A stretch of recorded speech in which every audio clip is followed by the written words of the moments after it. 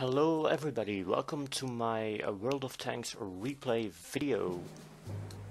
In this series I will be looking at my very own replays and commenting on them, explaining my thought process, why I do certain things. And yeah, let's get started. So this very first replay is me and my Tiger 2 with the Koningstiger, which is, well, together with the Tiger 1, just about my favorite tank in the game. Obviously it's a tier 8 German heavy tank. It's been in the game for ages, so most people know it. Amazing gun on this tank, which is basically the strongest point of it. It's a very good long range fighter. The armor not so great. It can do some bounces if you're lucky, but especially if you compare it to the IS-3, it just doesn't really compare. So the turret roof on the Tiger 2 is very easily overmatched, but for some reason it's just my favorite tank. I mean, I have the IS-3, I do better in it, but I just don't like to play it very much. Well, this tank is just a joy to play. So about this replay, we are on swamp map. We are top tier, so I'm in a heavy tank. I'm going to the castle. At least that's my initial thought.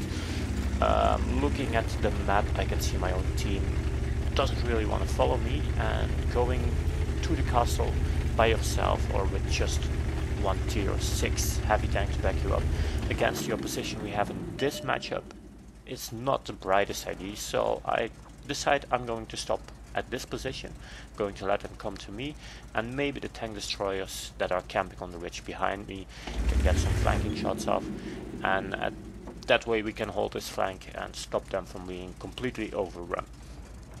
So I pick my position on this hill. I can hit that scout, so I'm definitely going to do that. And I score a nice hit. It's a good damage roll as well, so very happy with that one. And now the enemy team is starting to come out of the castle, so we quickly had a look at an American heavy tank. There's plenty more coming, but I'm going to stay on this hilltop, see if I can get some initial shots off before they spot me, and maybe we can do some free damage. So I'm doing a clutch shot on that American heavy. It's a bit rash and it bounces, but I do not get spotted, so I immediately go back up, because the enemy team will be coming down this hill right now, and I want to get a shot in on the very first tank that shows itself. And here they come, so very easy time there on the T7 I think it was. And now we back up, so one tank misses, the other bounces on my gun mantlet, I think it was. At this point we're just firing whenever my gun is ready, just to get some damage out, making the enemy a bit cautious as well. If they get panned every now and then, they won't be going completely solo on me. But here I make my first mistake. I drive up the hill at a wrong angle, and I get panned for it, so that's unfortunate, but yeah, I got plenty of hit points to spare. At least that's what I think at this point. The OI that's with me there, it's doing an amazing job, by the way. He bounced a few shots, but he's not about to run out, so he's going to be rushed. But he's still bouncing, so I will help him out and I'll get our first kill there. He gets an amazing shot of tracking this meeting, and I'm just throwing a shell in there as well. So that's two tanks down, and at this point it's just the OI is dead, so it's just me over here.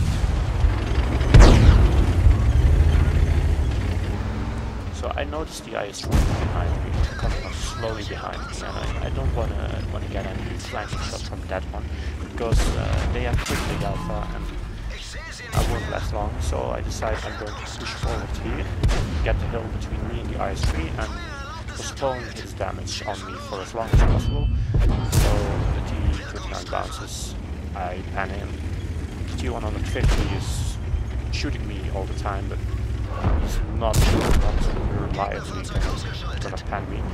So at this point I have to make a choice, and I decide I'm going to go for the T150. which might not be the best idea because the IS3 is going to pan me.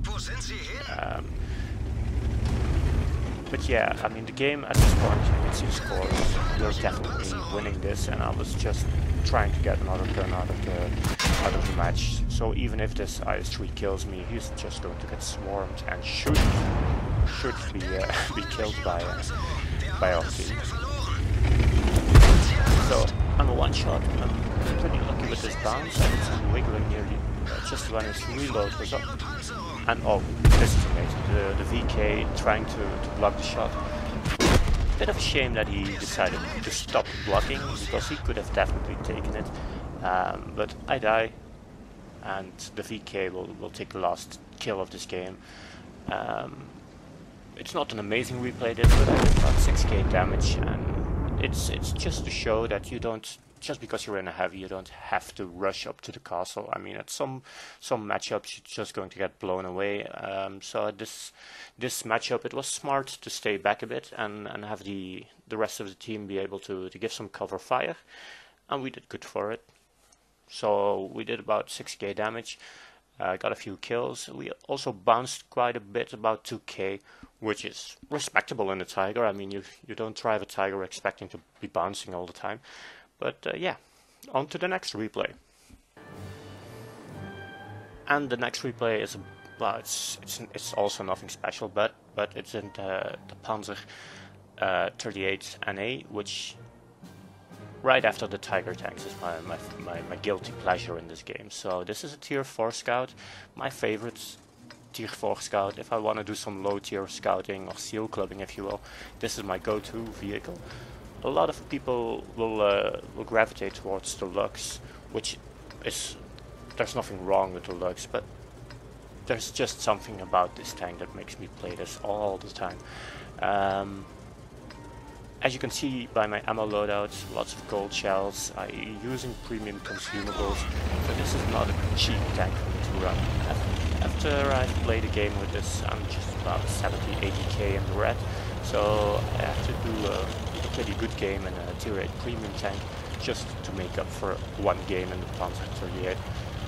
But I don't mind. There's just something about this tank. Obviously on this matchup on this map, there's not going to be a lot of scouting to do. It's also a tier 7 matchup, so I'm a bit outgunned. A lot of the tanks on the enemy team just going to one-shot me, so I decide I'm going to camp up here. Maybe the enemy goes up on the hill, the mediums, the light tanks, and I can get some flanking shots if they get there by the castle. So I'm just going to park here, but looking at our own team, they are pretty aggressive on the hill. They're going to be the ones flanking around the castle, and I quickly realize that I'm not going to get my flanking shots here, and I'm going to have to relocate, which we will do in a second. And basically a lot of people in a tier 4 tank and tier 7 game, definitely in a single map, they will just say, fuck this, I'm going to throw away my tank, I'm just going to kill a little bit. But it's important that when the game is evenly matched, that if you don't think you're going to be able to do much, just wait and see. I mean, there's always opportunities hidden in every game. Okay, you will not get a monster score, you will not carry the game. There's definitely some fun to be had, and this game is a perfect example of that. So up until this point I've done basically nothing yet here. So I'm just driving around, positioning myself a bit closer to the enemy line. The team is already in the lead, and right now I see my opportunity. There's a big fat Japanese tank with full health, isolated from the rest of the team. And I just say, screw it, I'm in a tiny tank. If I can get behind him, then I'm going to be able to pan him in the side, and he should not be able to hit me. So I'm just going to park right next to him now. It's not the worst player in this tank, so he's actually pretty smart. He's raising up his tank to get his gun some extra repression, but unfortunately for him, he goes a bit too far and his gun actually goes up more, so my very slow wide turn doesn't get punished. And at this point it's just over for him. he fires. Of course he splashes and hits me, but yeah, I'm just dribbling him down right now, so the rest of the team seems to be getting a buff out of it as well. So yeah, doing about 1,000 damage in this tank, in this matchup, on this map is a respectable result. So it's not because of me that we're going to win this game. That Tony would have been killed by the rest of our team as well. But you know, it just goes to show that there's always something to be done in the game, even not scout-friendly map.